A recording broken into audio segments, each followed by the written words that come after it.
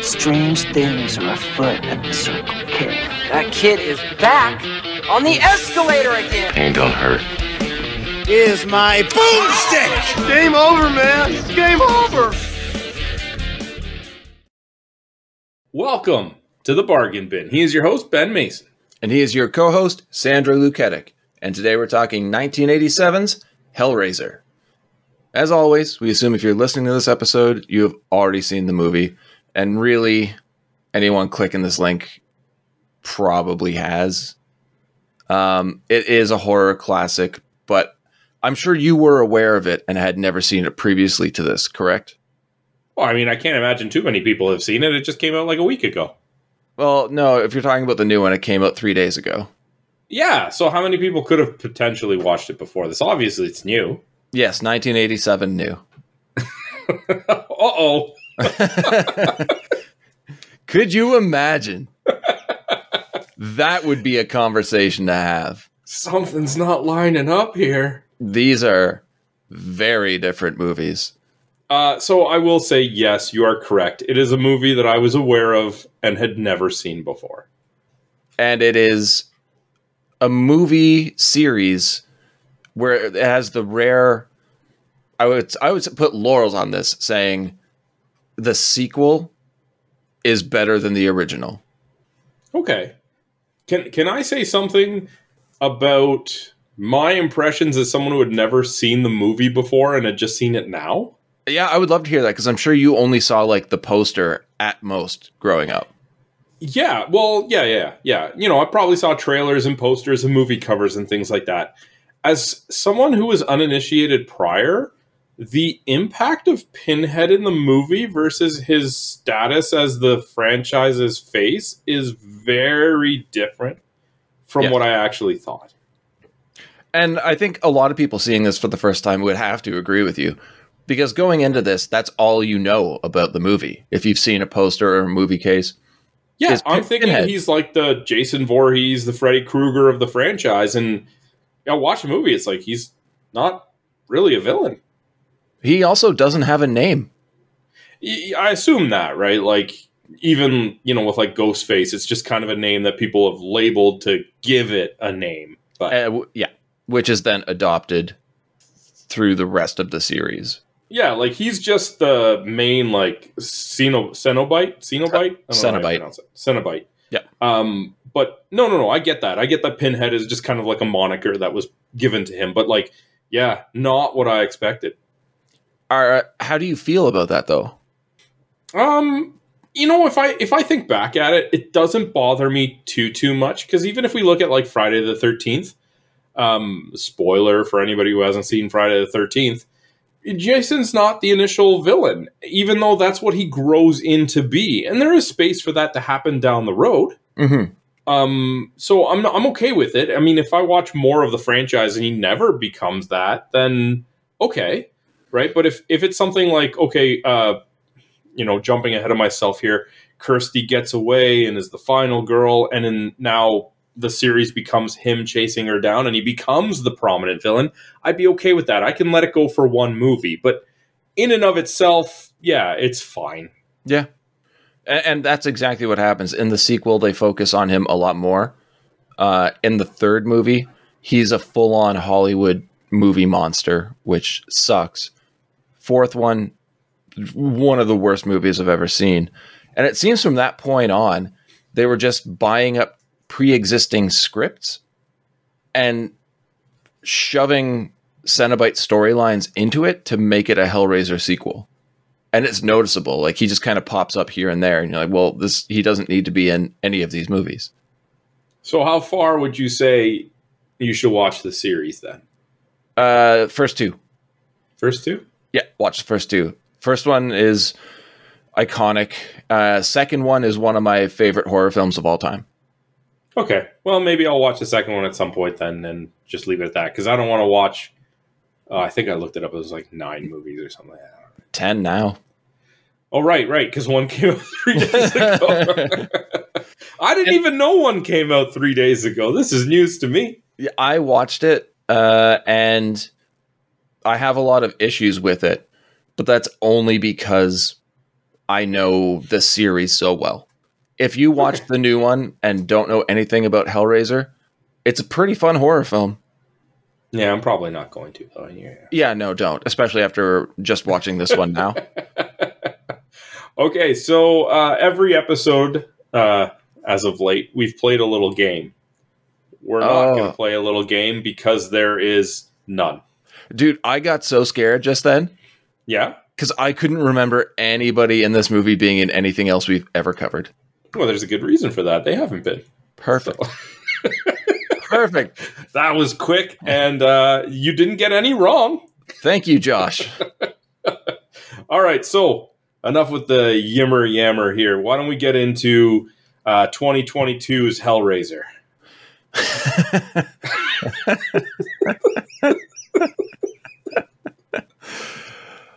Oh, gosh. All right. I do want to say this is both directed and written by Clive Barker. And he wrote the novella and the screenplay for the movie. And he was so irritated over how his other works had been adapted that he said he was going to do this one himself and get his work done right. And this probably is one, I wouldn't say faithful, but close to his writings. So if you enjoyed the movie, I highly recommend checking out some of his shorter stories, maybe, or some of his books. But as such, he had never directed a film before. And I brought this up to you in a conversation the other day. He knows nothing about filmmaking. In interviews, he'll tell you he couldn't identify one film lens from another. As such, he decided he was going to film the movie in an actual house and not use sound stages. He did not realize how much of an issue that would be, because in an actual house, the rooms are so small, you can fit like a camera and a few lights in there. So everything is done from a single angle, except for the attic room that was used. That was a sound set or a sound stage, but they only really used it for the special effects shots. But I honestly feel like that really helped the movie. It made it feel claustrophobic, and it made it feel like people on the run were actually on the run. But yeah, we'll get into the notes. Right off the bat, the opening music completely sets the tone for this movie. But it also, in my opinion, makes it feel like it's going to be bigger than the movie actually is. It's a haunting score by Christopher Young. It definitely drives home the fact that we're watching a horror film, or we're going to be watching a horror film. But I kind of feel like it makes us believe we're going to be watching a different one. Any comments? Did you find anything interesting about the music, or did that just go right by you? That went right by me, but I mean, your statements there really piqued my curiosity. What type of movie would you say this music was suggesting we were in for? It doesn't feel like, well, for the most part, this movie is almost a single location horror film set in the one house. Yeah. Something like this, like the Christopher Young score, it's haunting, it's sweeping, it seems grandiose. I kind of figured we'd have something that would be, covering almost an entire city, or not just a single family, but multiple characters from different areas of town. And that's something else I had an issue with. Every time I watch this movie, I'm trying to figure out, where the hell is it set? Is that relevant? No, but it always bugged me, because it was filmed in England, but everybody has American accents. A lot of them totally unbelievable, because they're British actors trying to sound American. The house itself looks British. I did read in a few trivia points. Not that I picked them up when I'm watching the movie, because I'm not that perceptive. But when you read like the goofs, and they're like, oh yeah, in this scene, this person just mysteriously has a British accent. Yes, exactly. That makes more sense all of a sudden. Yeah. But we're introduced to Frank Cotton, played by Sean Chapman, who has the dirtiest fingernails I've ever seen, and buys a puzzle box from a man in a Moroccan cafe. Later, in an isolated room, he solves the box, resulting in hooked chains bursting from the walls that tear him apart. Pretty solid intro. Any thoughts on the puzzle box at this point? It's okay to say no. No, I'm just watching this for the first time, and I'm like, why is this Indiana Jones knockoff buying a Rubik's Cube to, like, demonic essence? I don't know. Yeah, I got that vibe too. He feels like an adventurer. How do you even find out about this box? What quest led him to this point? Yeah, that is something they could have expanded upon and made this a lot more interesting. I'm not critiquing the movie in a negative way. Like, okay, I'm happy with what we get. No. I'm not saying it's a negative. I'm just simply saying when you're watching this movie fresh, at this point, it's so random and unexplained that you have no option but to just go with it and hope maybe this will be explained later, or the plot will go in a way that I don't care if it's explained. But at this point, you can honestly, positive or negative, not really have any feeling towards it, because it's one of these like Hook beginnings where it's like, Hook, didn't mean that. But it's like, I have to keep watching because this is not enough information to like create any sort of semblance of an opinion on.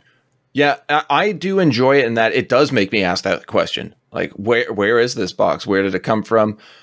How does he track it down? How does he even know about it? And they'll go on and talk about that in sequels and ruin the story altogether. But the nice thing is they have me asking these questions, and by the end of the movie, they don't answer them, and I'm okay with that. Cut to a later day. We're shown the interior of the house. Rotten food and garbage litters the place. Cockroaches are having a heyday. Within one of the rooms, viscera covers the floor. Bloody chains hang from the ceiling, swinging slowly as an old wooden pillar laden with gore slowly rotates in the space's center. And this is where we get our first view of Cenobites, kind of. They dig through the human pieces on the floor and piece back together the scraps of Frank's face before resetting the puzzle box, and they all vanish. All proof of Frank's presence in the room disappears. Again, I'm asking a bunch of questions here. I've already forgotten about the box at this point. And now I just want to know what the fuck is going on. That's a good start. That's a good, like, 2 false start beginning to a movie. Yeah, and it's a little subversive because at this point you're thinking, okay, these Cenobites are the villains because they came here and just grabbed this guy who solved the puzzle box, ripped him into pieces. Yeah, and they look like monsters from what we can see. That's a little discriminative, don't you think? I mean, what matters is how we look on the inside, Ben. Well, I can see some of their insides. I'm not sure how much time passes, but Frank's brother Larry, played by Andrew Robinson, and his family, his wife Julia, played by Clare Higgins, arrive at the house. I almost wrote Kirsty, but she shows up later. Oh, I thought you were going to say you almost wrote Julia, played by Meg Foster. You take that back about Meg Foster. No. No, this woman has a much more distinct look. Sure, yeah. Throw in some like you throw in those evil blue eyes, and then maybe you throw in some ice blue eye contacts, and I'm not telling the two apart. Yeah, it's pretty close. You're right, especially when it comes to like emotional acting. We'll get to that. It turns out that this is the old family home, I guess, and it's a mess. Julia is very, very unhappy about the scenario, but I don't understand why she would put her cigarette out on the floor. How can I tell? Yeah, how can you tell she's unhappy? She just hates everything. Yeah, that's so how can you tell? Because she hates everything. Obviously, she hates this. Okay, well, spoiler, that's also her happy face. Yeah, it's true. No, she does smile sometimes. Oh, okay. Oh, well, then she's got twice the range that Meg Foster does. Hey! Hey, she was good in They Live. The state of that kitchen, though. I almost got sick. This house is disgusting, and I, like, demonic essence or not, would not want to, move into it. Seriously, if I were given the choice of going into that attic room with the Cenobites or going into that maggot roach kitchen, I'm going to the attic. This is the kind of house where it was like, hey, your family house was left to you in a will or something. I'd be like, okay, I'm going to stay in a hotel until it's renovated. Yeah. This is not the fixer-upper I want to be in. I also have questions too, because I don't think we get any information as to why the house is empty.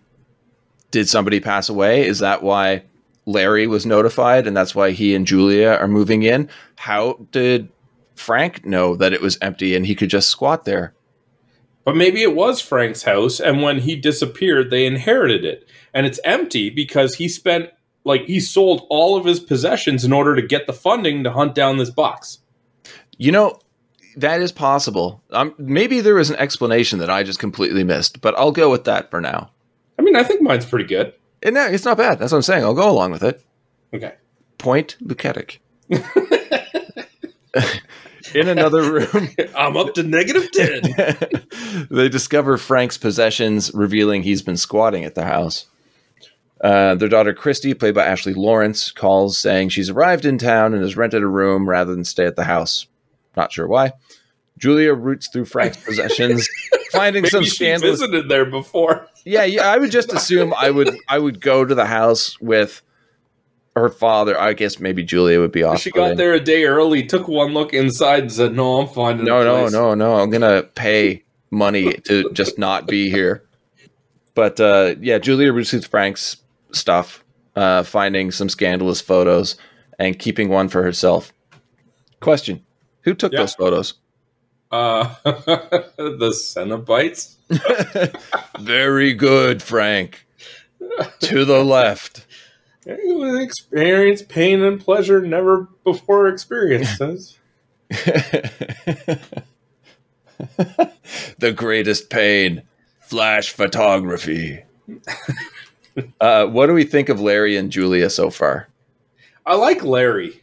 You do? He's got like this bumbly charm to him. He's like a human version of Goofy. I love Goofy. Actually, now that you mention it, I like Goofy too. I don't like Larry, though. That was a bad comparison. Okay. Yeah, it was. Because, Goofy's a beloved childhood character. Yeah. Yet they decide that they're going to move in Sunday. Clean that shit first. Get someone in there. I'm serious. I'm bringing in contractors first and cleaning that whole place up. I could imagine him just being like, "So, what do you think?" And she just lights a match and drops it on the floor. We'll start over. No one here was just like, why don't we just resell it and find something smaller that's not decrepit? Yeah. It's a great setting for the movie, but any logical person would be like, well, it could have been good. Turned into a bad situation, so we'll just pretend that we've never been here. How much can I get for selling the land? Yeah. Yeah, that's a great question.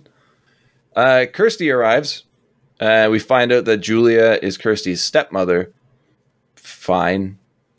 I guess. Yeah, when the creepy moving guy's like, "Oh, you got your mother's looks." She's not my mother. Hey, dude, you moved the mattress and shut up. Yeah. And you didn't move a goddamn thing. You can't get it around the stairs. You should put it upright, not horizontal. It gets up there much easier. These guys have never moved before. And I love how when they're trying to like push it up the stairs, Larry's helping, trying to pull it from the other end. And that younger guy isn't really doing anything. He's just kind of leaning on it. He's guiding it. Oh, okay. Yeah, that's how they're going to get it around the corner. A flashback shows us that Julia cheated on Larry with Frank and is still obsessed with him, reinforcing her as our favorite character. So was it a voluntary cheating? I mean, it seems to have become that later. Yeah, that's a tough one. The beginning seems like it might have been involuntary and very, very creepy. Yeah. Like, this dude just walks in, introduces himself as Brother Frank, which I thought was, like, the, like, religious sense that he's there for the wedding. Oh, yeah. Larry's brother, Frank.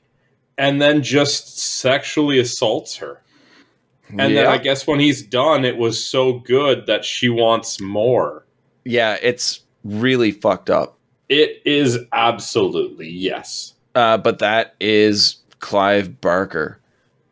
He makes you question everybody's actions, and in all of his work, you're going to find disturbing passion, a lot of eroticism, and uneasy horror. And that's this scene through and through. And these are staples of his writing. And apparently they had to tone down that scene because it got an X rating. Oh, well, That's not overly surprising. Yeah. Julia seems to hate Kirsty. We're not really given a reason why, I believe. But I think she also just kind of hates everybody who isn't Frank. How the fuck did she end up getting married to Larry? They kind of suggest it, like Julia and Kirsty have tumultuous relationship, but no reason given on either end.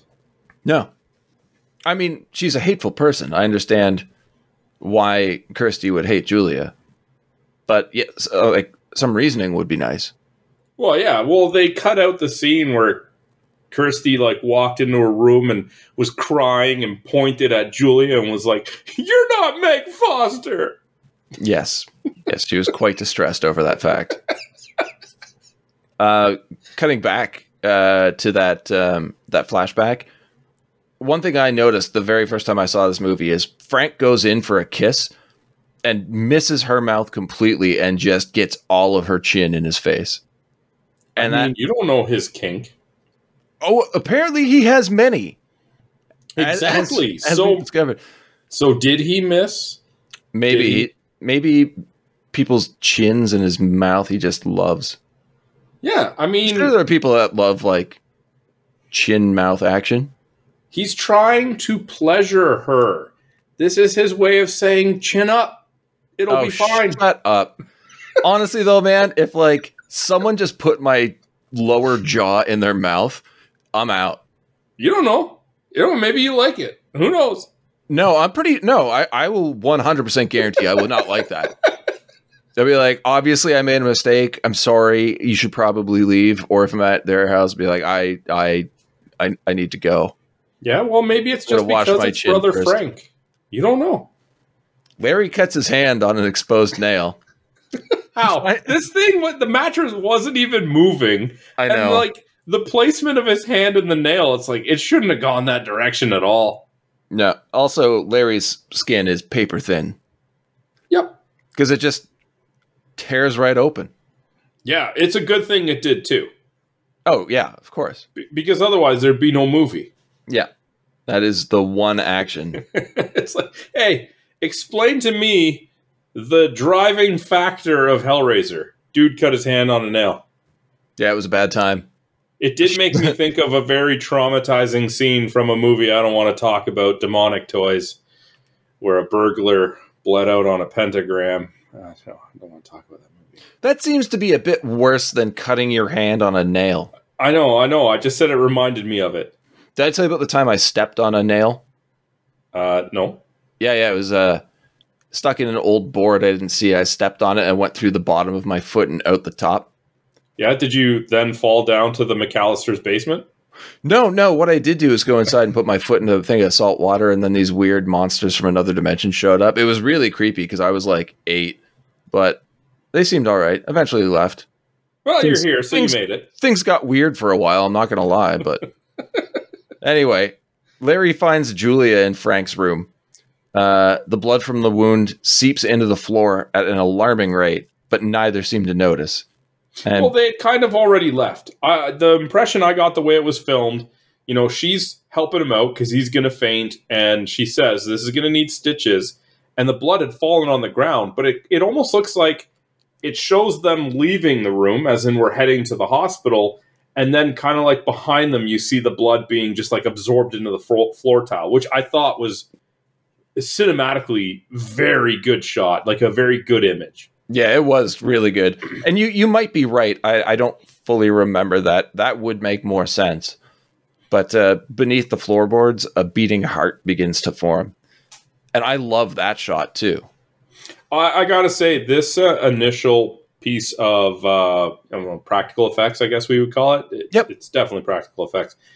Very well done, and I was actually a little surprised. Going into a movie that was from '87, I didn't expect anything that looked this good. Yeah, honestly, I've said it numerous times on this podcast before. '87 was a really good year for movies.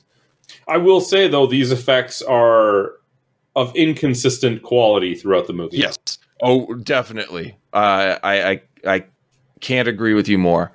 But if you're going to show the first one being this is a good one to start off with because it leaves a good first impression.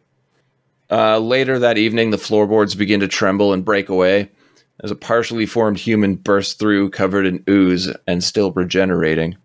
And again, I think these effects here look good. They look really good. Yeah. I think they're absolutely disgusting. Downstairs, the Cottons are entertaining dinner guests. And I'm also, as a dinner guest, not coming over to your house. No! So you want to have dinner? How about we go to a restaurant? Look at this place. Yeah.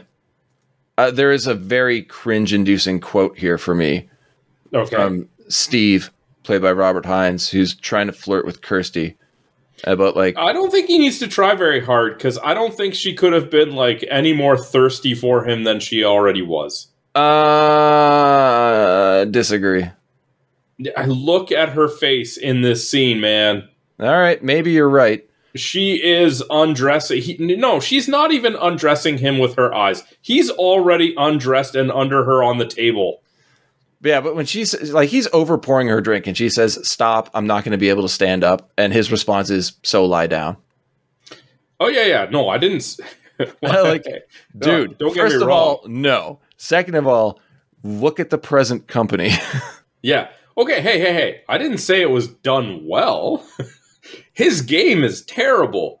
But it does appear that he doesn't need to be good at it because she's down either way. And yes, don't say that in front of the parents. Yeah, but if she's already into him and he says that, I'd be like, back this up a little bit.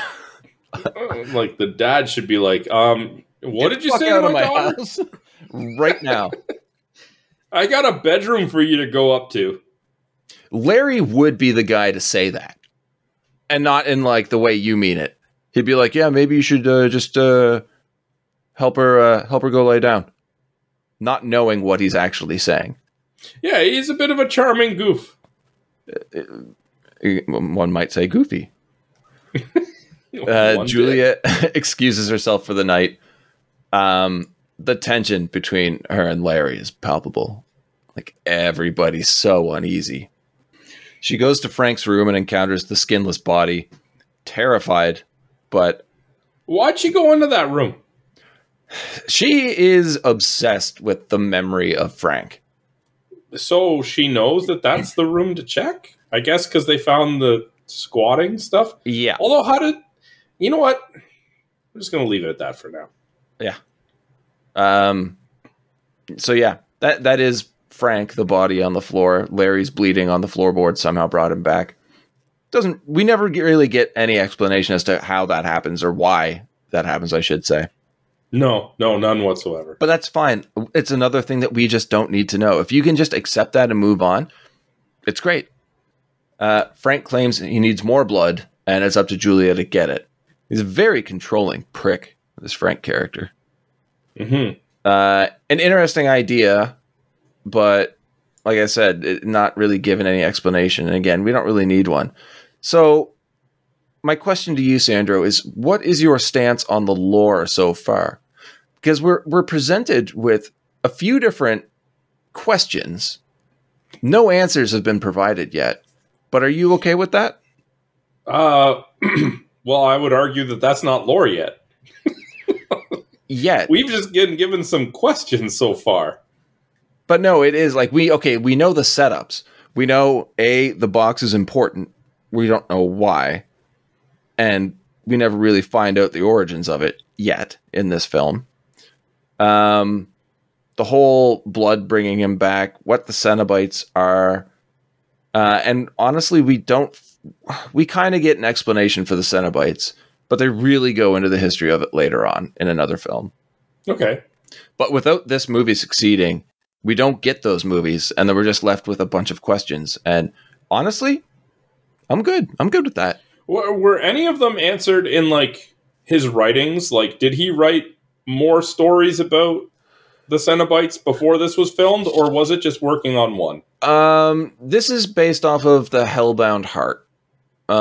He did write a follow-up, Scarlet Sermon, I think. Okay, I was just curious if it was like the kind of thing where if it wasn't successful, but you wanted to know more, that say like, oh, he had already written a second one, right? Like, yeah, before they made Lord of the Rings movies, all of them were out. Well, and that's the nice thing about some of his work is that it is rather ambiguous. So I think that's kind of where some of the horror comes from in not knowing. And I'm just not sure if that's the reasoning we're asking these questions for the film, or if it just so happens to be that's his filmmaking style. He's so new at it, he didn't really know what he was doing. Okay. Steve walks Kirsty home, and they're, I wouldn't say stalked, but watched by a homeless man. Yes. My next notes here just say they stopped to make out in the subway stairwell. Steve seems like a jerk. Yeah. Julia lays awake in bed, reminiscing about sex with Frank and her commitment to do anything for him.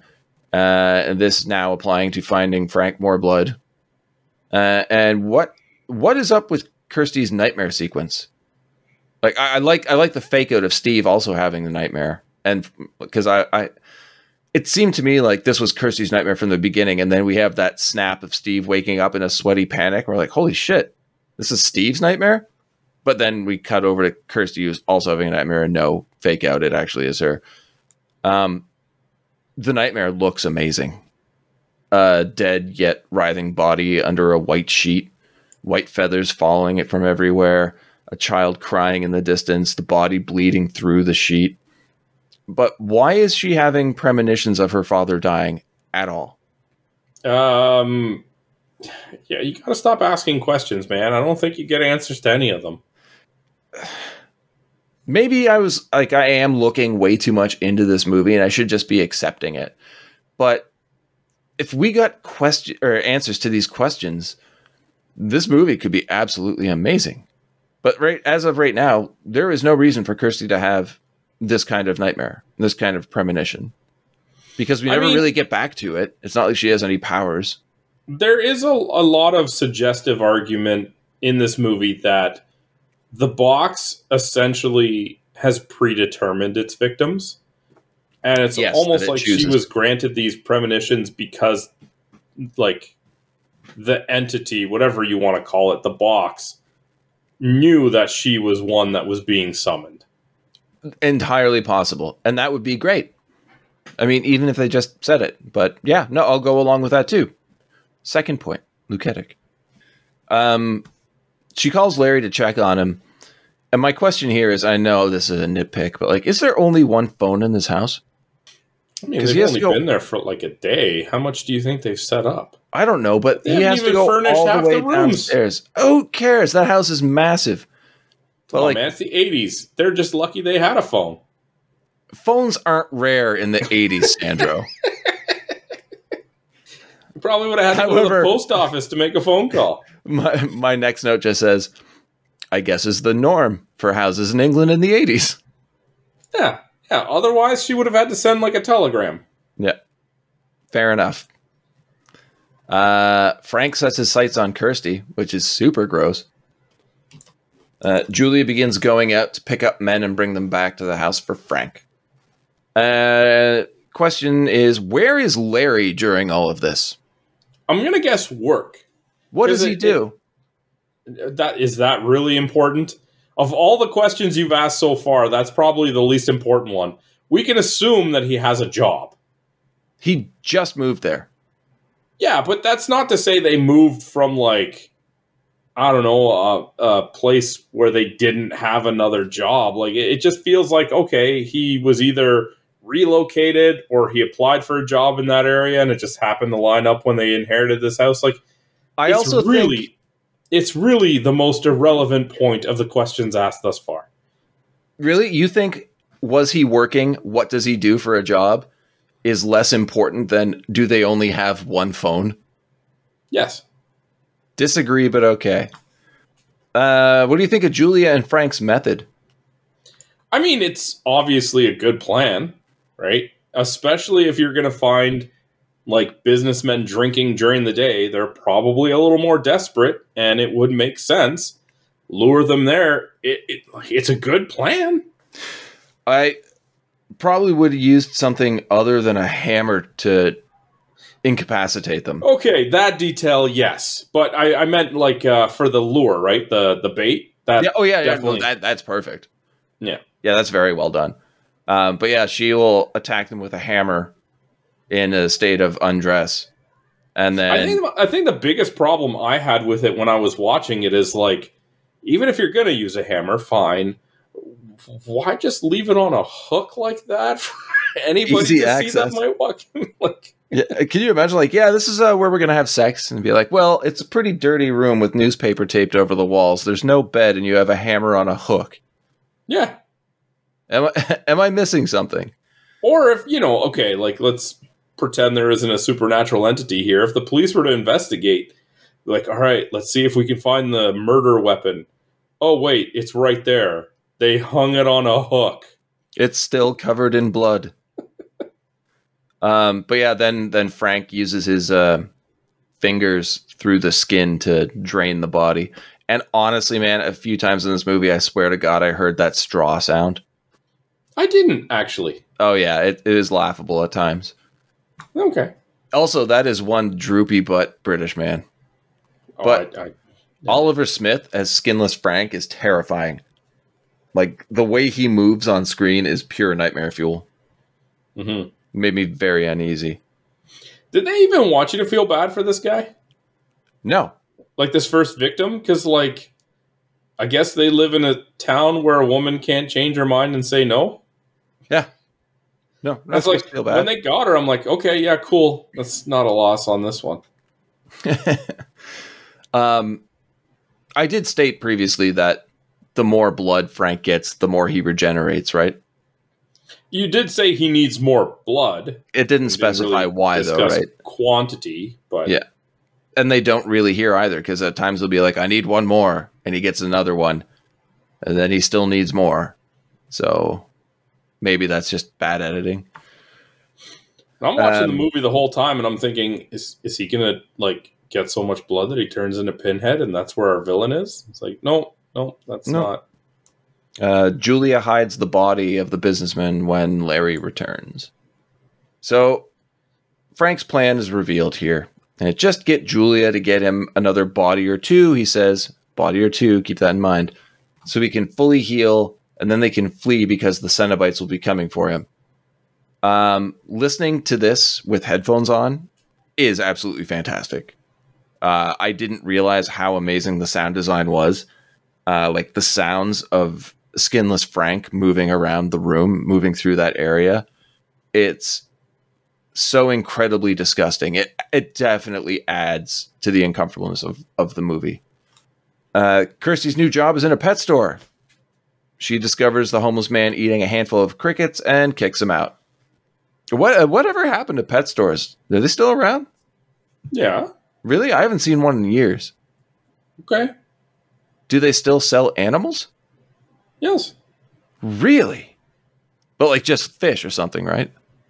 Yeah. You need to go. Well, even some like I know we got a cat from a pet store where they will periodically have like cats that are up for an adoption in a rotation in some cages at the front. But okay, you can see some minor like cats, maybe some budgies, fish. It's minor, but yes. Okay, I remember being a kid and going into a pet store where you could buy like turtles and cats, dogs, birds, fish, snakes, tarantulas, everything. Mm-hmm. Oh, I'm glad those days are gone. I don't think that's as common, no. Okay. Anyway, sorry. Back to Julia picks up another guy. It ends the exact same way. And I have a note here saying dudes in the 80s loved wearing briefs. But Julia seems to be enjoying her new duty, which is even more disturbing, makes her more despicable. Skinless Frank wearing a shirt and smoking. Why the shirt? He's feeling a little self-conscious. It's completely soaked in blood. Why bother? I don't know. He presents the puzzle box, and we finally get a bit of insight into what it is, that it opens the doors to heaven and hell, and Frank didn't care which. Oh, okay. Yeah, I was going to say, I thought it was heaven or hell. Yeah, it was heaven and hell. It could be or hell. Maybe I just mistyped. But let's talk a little bit about Frank here. So, a hedonist for sure, yes. But he explains how the Cenobites gave him experiences beyond the limits of pain and pleasure to a point that they were indivisible. I'm seeing a lot of pain happening. Yeah. Yeah, definitely. A lot of pain. Mm-hmm. I'm assuming the pleasure was cut out of the movie. I don't know. I mean, if it's that close together, maybe he's fleeing the pleasure too. I don't know. Got to get away from this good feeling. It also gives us a first reveal of all 4 Cenobites together, which is, who becomes eventually known to be Pinhead, female Cenobite, Chatterer, and Butterball. Do you want to describe their appearances? Because they have a collective look, but they're all still rather unique. No. It's messed up, like alien dominatrix. No. Yeah, pretty much. I mean, Butterball is just a large sex yeah, but demon. all of their clothing looks like, say, like black leathery, right? Like Yeah. there's long some flowing trench coat for Pinhead, who has like flayed skin on his chest and obviously pins in his head. Yeah, Female they're different, but they're thematically similar. Yes. Yeah. A lot of physical mutilation. Iconic look for all of them to me. Because the first time I saw them, it stuck with me from that point on. Then we get... I just have a note saying, the boxing scene? ? That's Larry and Julia watching a boxing match in the living room. Yeah, and he's getting right into it, man. Air boxing and everything. Which is really strange for him, because he seems like such a submissive character. And I guess he doesn't really jump right into it. It is very subdued at first, and you see him slowly get into it, and that's when he starts throwing the punches and leaning forward. And then noticing that Julia is watching it and not looking away, even though supposedly she hates violence. Yeah. I'd say that a character that's as reserved, conservative, kind of introverted as Larry, this would be his outlet for that. This would be like, in the privacy of my own home watching a boxing match, that's when I can be comfortable enough to actually get into this. Yeah. And then, yeah, he comments that, oh, Julia, you don't normally like this. And she comments like, oh, I've seen worse. And it's like, none of this raises questions with him. He's kind of dumb. He's kind of ignorant, too. I wouldn't even say dumb, just not very observative. He's very naive. Yeah. Larry hears noises from upstairs. It's Frank screaming and pounding on the wall. Why is Frank doing this? I don't know. But at this point, I've kind of stopped questioning smaller things like this.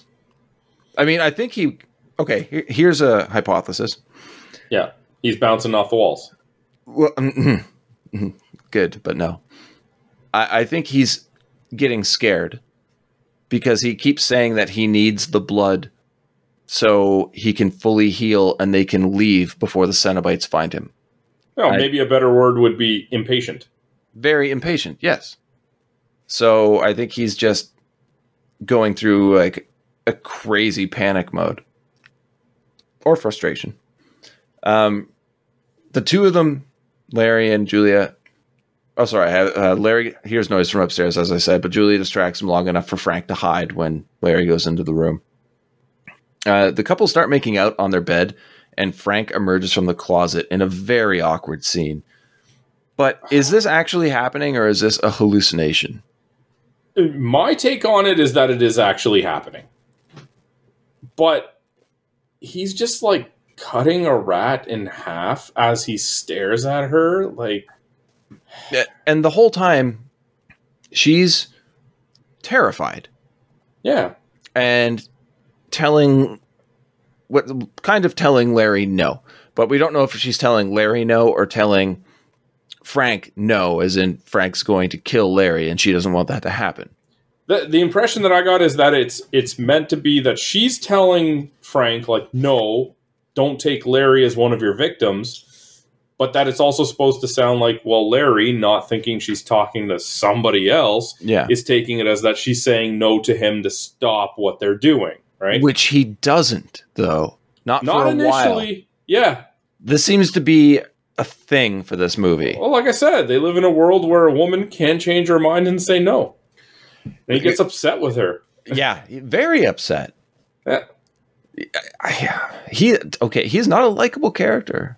Yeah, no. Well, nobody is really, actually, yeah. And, like, when does Julia think, like, maybe Frank's not the guy for me? You know, apparently him being a decrepit corpse is not enough. Okay. But. Yeah. I mean, obviously she's not into, like, people with skin. Yeah. And I mean, obviously if she was to make a dating profile, it wouldn't say animal lover because she's fine with him cutting that rat. Yeah. Fuck Julia. Larry and Kirsty have dinner where he admits his concern over Julia. And again, how is that marriage a thing in the first place? Honestly, have no idea. It doesn't make any sense. No. And maybe that's why they don't even try to explain it. Honestly, when they first show them as a couple, like two people moving into the house, like right away, not before any real conversations have gone through, it's like, is like he her therapist, and they're like moving into a like. I thought it like completely different. Is that like her? Is he her brother-in-law who's taking care of her after her husband died? Like, you don't get any sort of relationship connection between these two. No, when I first saw the movie, I was like, "Oh, brother and sister." Yeah, something like not a couple. Yeah. And I mean, you could have that storyline. Brother and sister. Although it makes the whole thing with Frank real weird. Yeah, well, obviously then you just change that a little bit, but yeah. Yes. Yeah, Frank could have been brother-in-law. And obviously Larry's Larry's wife has died. And that's why Kirsty could be there. It would make sense. It would make this much better. Regardless, they don't give you a vibe of a couple by any means. And not at all. You're right to question it. Like, at no point in this movie do either of them seem to show any genuine affection for each other. Right from the start, Larry cuts his hand, and she seems annoyed more than, like, concerned. Oh, yeah. They have company, and she's completely disconnected. And this is all before, the Frank introduction. There's just nothing to suggest that they like each other. Oh, so maybe they are married. Yeah. Oh, yeah. Sorry, Larry. Mistake. But, like, she also doesn't seem to do anything. No. Julia picks up yet another man. And this time, Kirsty sees them enter the house together. She goes upstairs to investigate and interrupts Frank before he's finished killing the man. I thought that was a really cool scene. I thought it looked great. It's a great reveal of Frank to another character. Frank confronts her, and she punches a hole in his stomach before kneeing him in the groin and throwing the puzzle box out the window. I guess the groin was fully developed at this point. Yeah, I honestly expected the knee just to, like, go through him. Because she rips out his insides with that punch. Mm-hmm. She runs outside and retrieves it, and then just kind of wanders a neighborhood in a daze. She awakens in a hospital and is questioned by doctors about the box, which to me is an odd thing for them to be concerned about. Is this an actual hospital? I don't know. Because that's not obviously it is, right? Later you see, was it Steve? Yeah, Steve. Come in to look for her at a hospital. But when you're watching these scenes, it's almost like, okay, is the box like kind of manipulating her mind to get her to do something she doesn't want to do? Like, oh, this is how they trick her into opening the box. Yeah. But that is a massive room for one bed. But apparently it is a hospital. Yep. She somehow solves the puzzle, which summons the Cenobites. And I'm surprised, but it seems like everybody who touches this thing can solve it. It really feels like if you just press and turn a couple things, it'll do the rest for you. Yeah. It's not meant to be a puzzle. No, and I like how they deal with the puzzle box in the new movie better than any of the other films. So they did a really good job with that. All right. The first monster we see is referred to as the Engineer. Probably one of the weakest designs and worst special effects in the entire film. Okay. I think it looks absolutely terrible. How do you feel? I don't think at this point on anything looks particularly good. Okay. I like the Cenobites entrance through the walls. Get some pretty cool visuals there. I mean, just like the backlighting and everything. I hate the 80s and early 90s like electricity special effect. I don't know how to describe it. They do the same thing with lightning. It just looks hand drawn and terrible. Yeah, it is absolutely like superimposed on the image and not blended in at all. Yeah. The next note I have here I took from Wikipedia because they summed it up better than I could. The Cenobites' leader, referred to by fans as Pinhead, explains that although they have been perceived as both angels and demons, they are simply explorers from another dimension seeking carnal experiences, and they can no longer differentiate between pain and pleasure. That's pretty heavy explanation, but it works, in my opinion. Yeah, I'm okay with it. I love Doug Bradley's voice here for when he's playing Pinhead. It is probably the most iconic voice in horror films for me. Second, maybe Robert Englund as Freddy Krueger.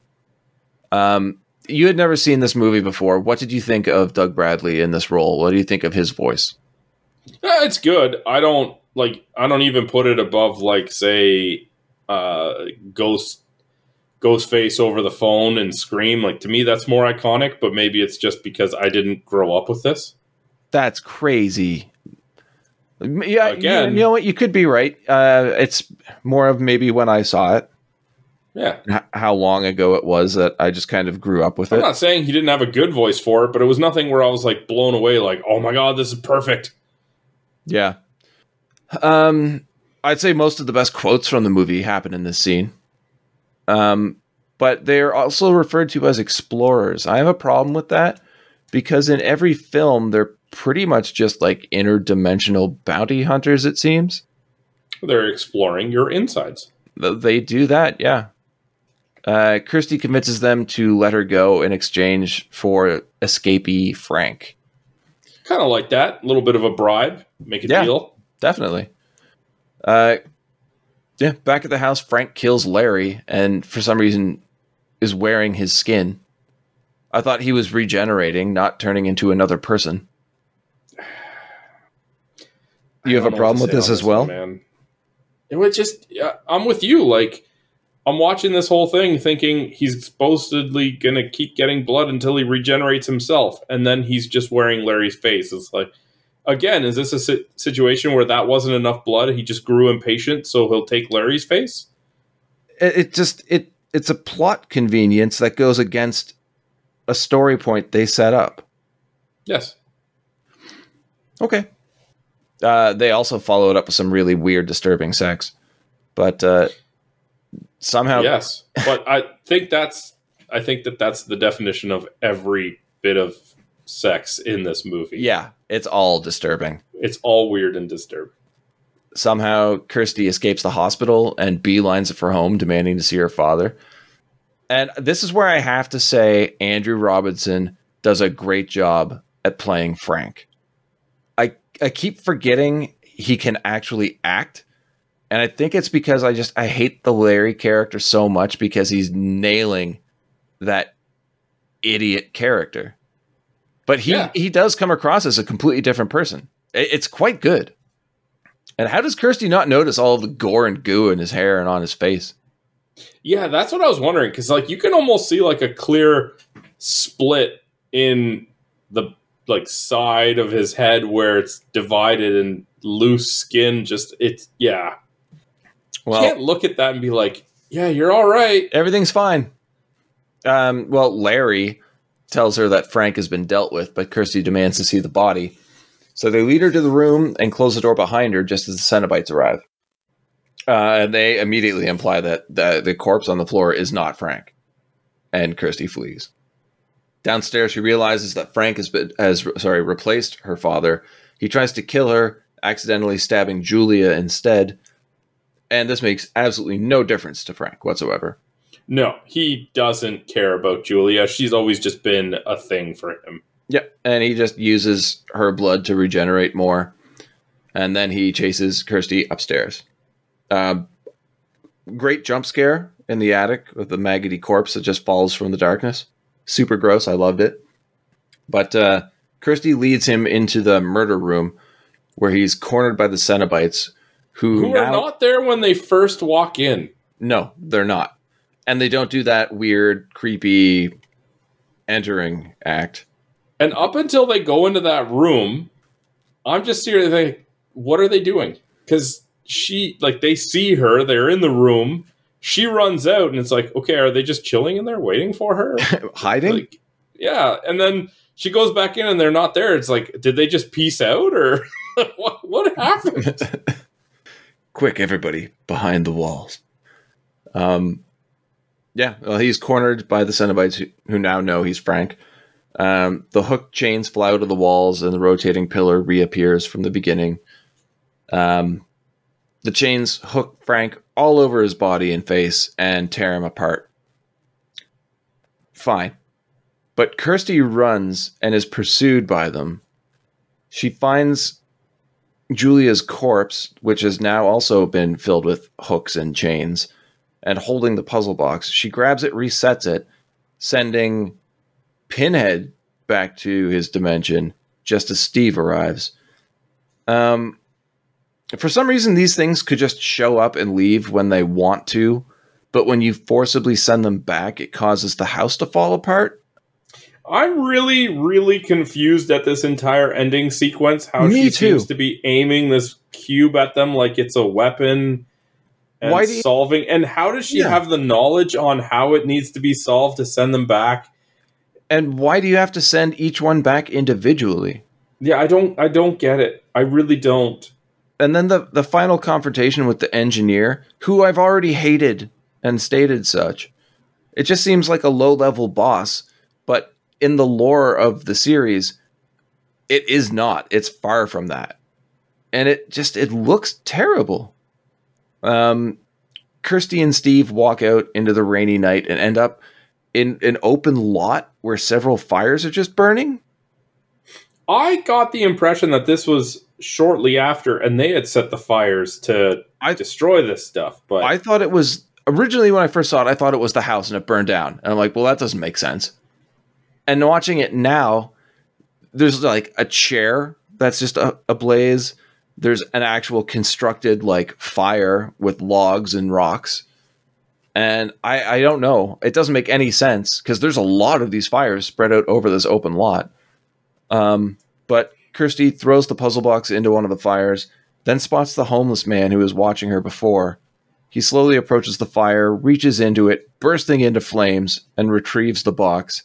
Then we get some of the craziest shit I've seen in this movie, as he transforms into a giant winged skeleton demon thing and flies off into the night screaming.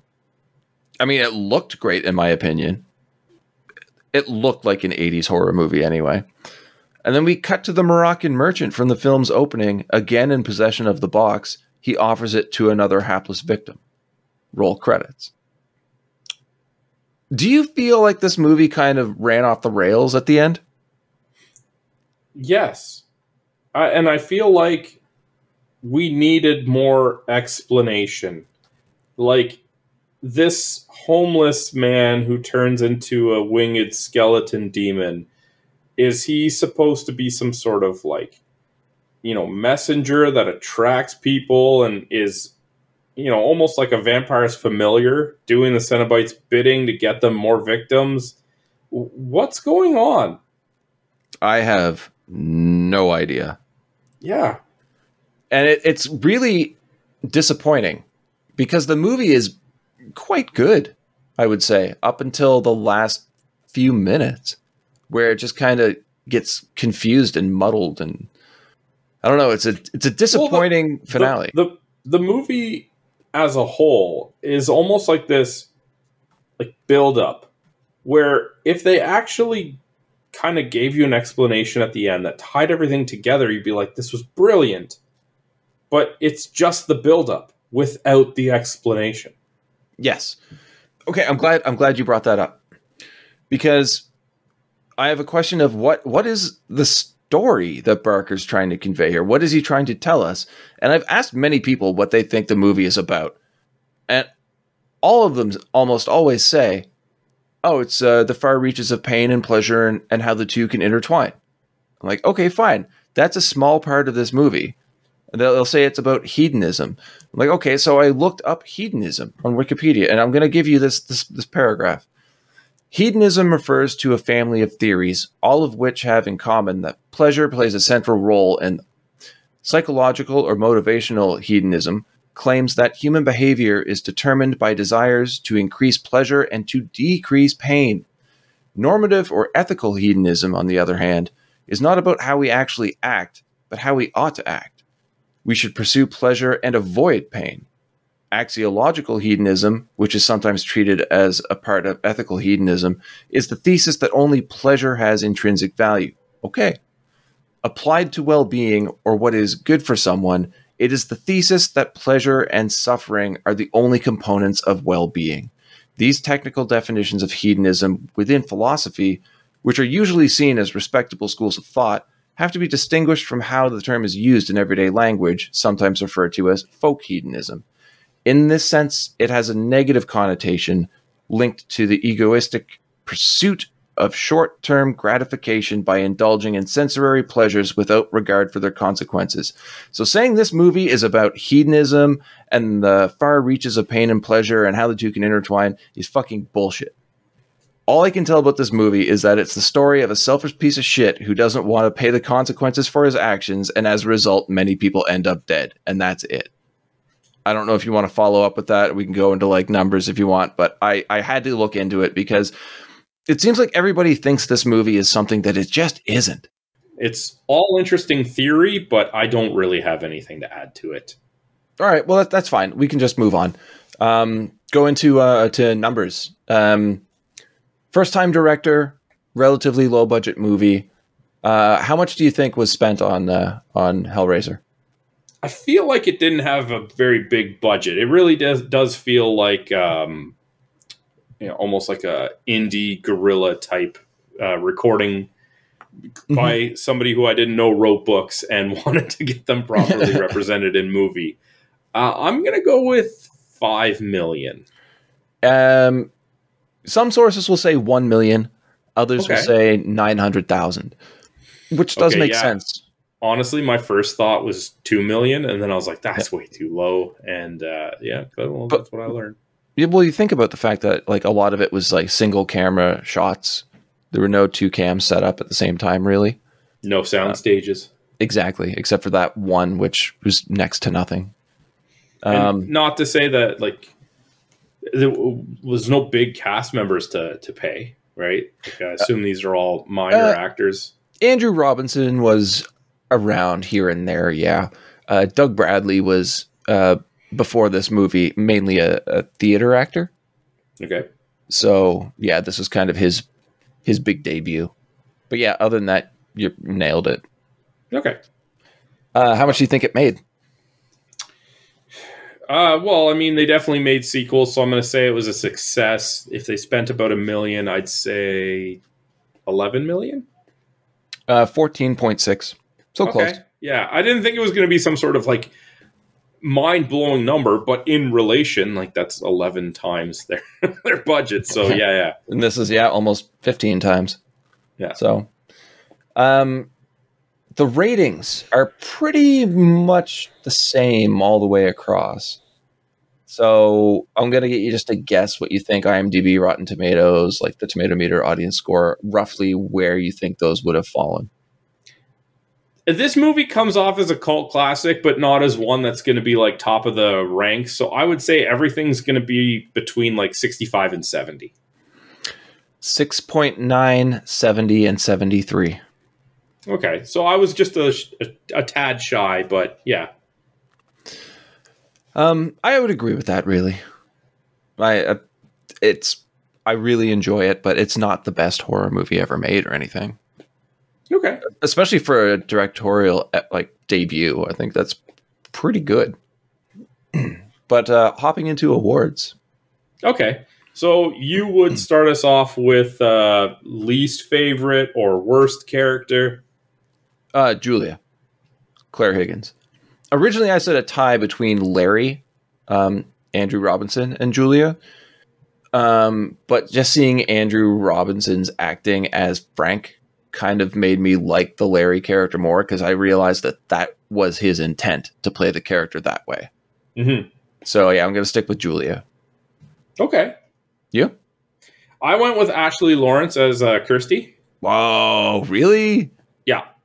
Wow. Yeah. And I think I will very close-mindedly put like 100% of it on the dinner table thirsty scene. Yeah, that's bad. I'm not kidding. Like, I made a very big point of it when we were talking about it, because I couldn't get it out of my mind how poorly, whether it was her or her direction, she was made to like just drool over this guy, and it just looked so bad. Like, it wasn't well done at all. It really felt like something that like a child director doing a school play would say, like, yeah, that's how you make it look like you're infatuated. It's not. Yeah, no. I couldn't do it. Couldn't get over it. Okay, well, I'm very curious to know who your favorite character is then. Well, I mean, it's a good thing you say that, because I'm the one to start at, and I went with Andrew Robinson as Larry. And It's not for favorite character. I think it's much like my first one. It's based on performance. I really do think that Andrew Robinson showed acting chops in this movie. He played Larry as this, I thought, somewhat charming, bumbly, like, lovable character. Other than like the scene where he got mad at Julia for not going further with their sexual escapades. But then he also played like Frank. Yeah. And his impression of Frank being done by Larry, like, this guy knows what he's doing. Oh yeah, definitely. And that's, like I said, that turned me around on him too. I definitely went with Doug Bradley as Pinhead. Okay. The thing is, as someone uninitiated, I feel like you don't get enough of the Cenobites in this movie. No, you don't. To really, like, hang your hat on them. I'm not saying you're wrong. I'm not saying it's a bad take or anything. But I feel like maybe if I had watched more of the movies and got to see him in more of this role. Yeah. But it feels like he's almost just a cameo in this. When we say actual vocal performance, because he's visually there, but a lot of what he's doing is just standing there looking like that, right? Yeah. And that was actual direction given to him by Barker, though. He was told to not look around too much. Not like you could see anything anyway. He was completely blind with the black contact lenses. But he was told not to move that much to show that he actually had like complete control of himself and his surroundings. So he's supposed to be kind of almost statuesque. And normally I would say he didn't get enough screen time. That's why I never picked him. We've done that before in episodes. Mm-hmm. But he is like, if anybody mentions Hellraiser, I immediately think of him in this movie. And it's because of how commanding he is when he is there and when he does speak, that to me, he completely overshadows everybody else in the movie. And I think that's why I'm kind of allowing myself a bit of a cheat on this one, because I think he's just fantastic. That's fine. You break the rules all the time. It's true, I do. So what did you have for favorite or most memorable line? Really, you could be anything that he said. But I'm just going to go with the angels to some, demons to other line. It's the delivery is phenomenal. It doesn't need context or anything. Dude, he has a YouTube channel where he just reads a book. He's sitting in a chair reading a book. I have watched hours of him doing that. It's All right. Yeah, he could just say whatever. I'm like, yeah, that's got a lot more weight to it than if I read it. Okay, then. You? So, yeah, it could be anything he said, but I didn't go with anything he said. Of course you didn't. I actually went with what's listed on the IMDb as Asian merchant. Mm-hmm. It's at the beginning when he's talking to Frank, and Frank buys the box, and he says, "Take it, it's yours." And then there's a short pause, and Frank walks away, and he says, "It always was." Yeah, that's pretty good. And honestly, like, it might even be my most memorable line, because it's also the most disappointing line, because much like you were saying about the music at the beginning, what I got from this box and this merchant and the build up to this story is not at all what I got, or at least it doesn't feel like it's what I got. Right? I really felt like at this point, and like we talked about with Kirsty, like, this box is going to have some sort of control. It's picking its targets. It itself is going to be an entity. Yeah. But it's not. It's just a key to a gateway. And I don't know, like, it was such a redirect of a type comment, but it's also a good comment, because if that is the movie you make, that's just such a fantastic thing. Like, yeah, okay. Because you see Frank's putting money on the table, and then he puts a second stack on there. It's like, that guy would have given it to you for nothing, because you're just being set up, man. But you don't ever really get into the forces at play behind this, because, we kind of chatted, how did Frank even find out about this box, and how did he go questing for it and find it? But then you take it in that context, and it's like, the box found him. Yeah. And you're right. That is probably the best line of the movie. Just, it's a kind of a disappointment, because it doesn't go anywhere. But yeah, that is much better than angels to some, demons to others. But I just feel like, I don't know, where it's almost like a failed promise, or a promise that was not followed through with, I should say. Whereas the other one's just such a ballsy statement. Mm-hmm. Yeah, yours is definitely better. No, I think that's subjective. And again, if you're watching this movie through the context of someone who's seen 9-10 other ones, then it might mean something different to you, right? What about memorable scene? For me, it had to be the initial heart-pumping reanimation of Frank. Yeah. I feel like it was done in reverse, and this thing was just disintegrated. Yeah, it completely was. It's one of the better examples, especially for that time, that I saw of using reverse footage to make it look like it's coming together. And yeah, just from a visual standpoint, and maybe this is also a detriment to the movie, because after that, it really felt like a lot of the practical effects were just trying to measure up to that. Yeah, it is a beautiful scene. I don't know if I'd use that word, but yes. From a film buff. Sicko. Leave it alone. I went with memorable instead of favorite. My favorite scene would probably be your most memorable scene. But for me, most memorable is a scene I hate, and that's why I remember it, and that is the Jesus wept scene at the very end. Because the special effects in that scene are hot garbage.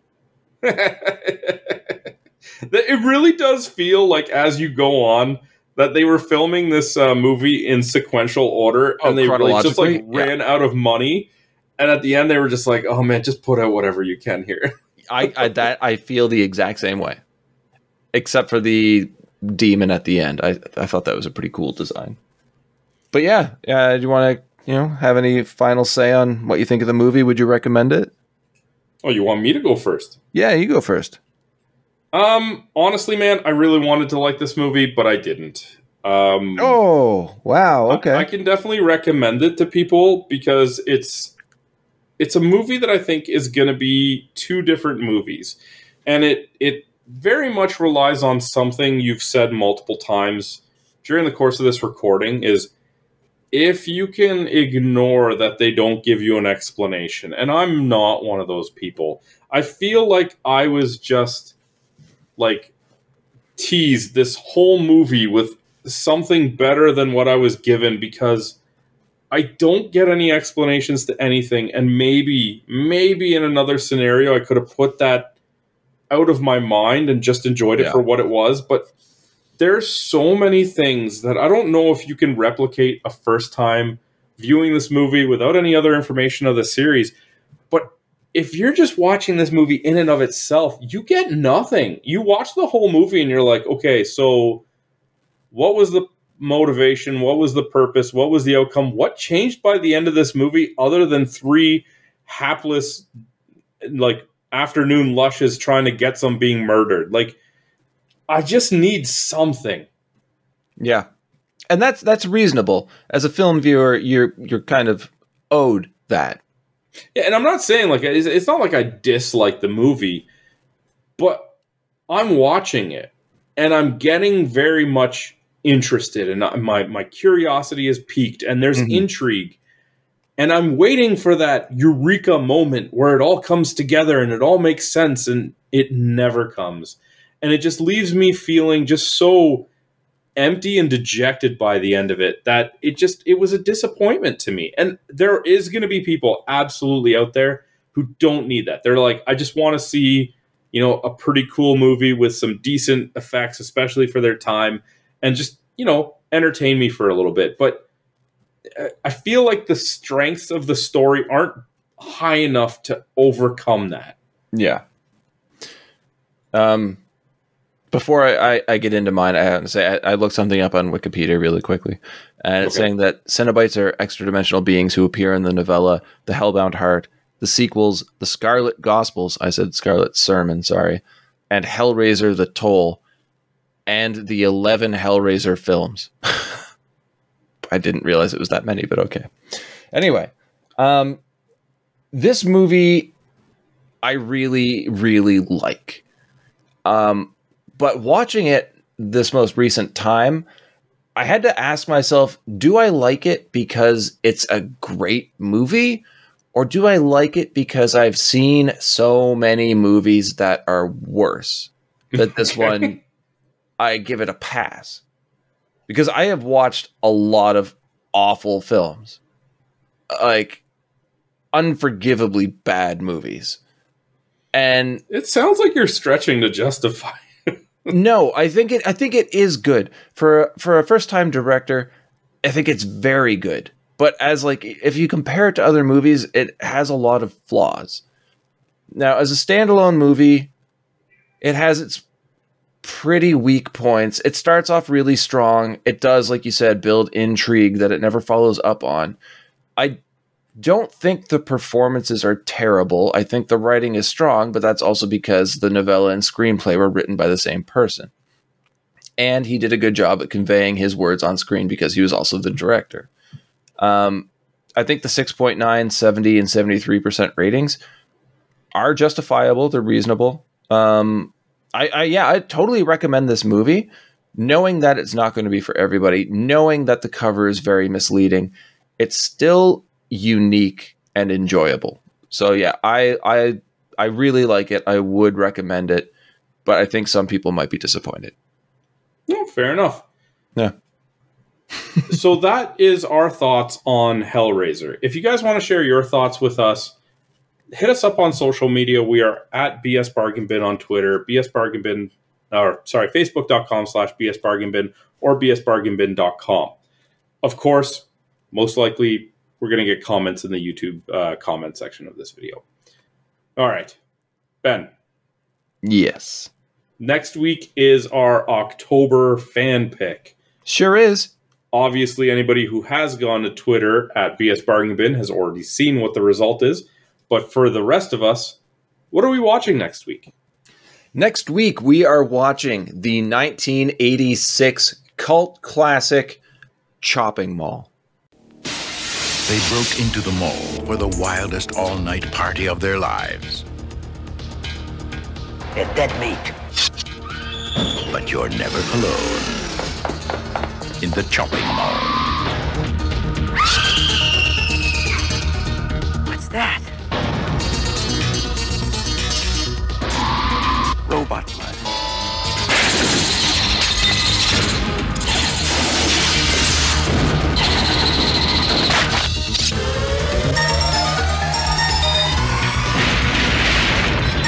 shopping mall, where shopping costs you an arm and a leg.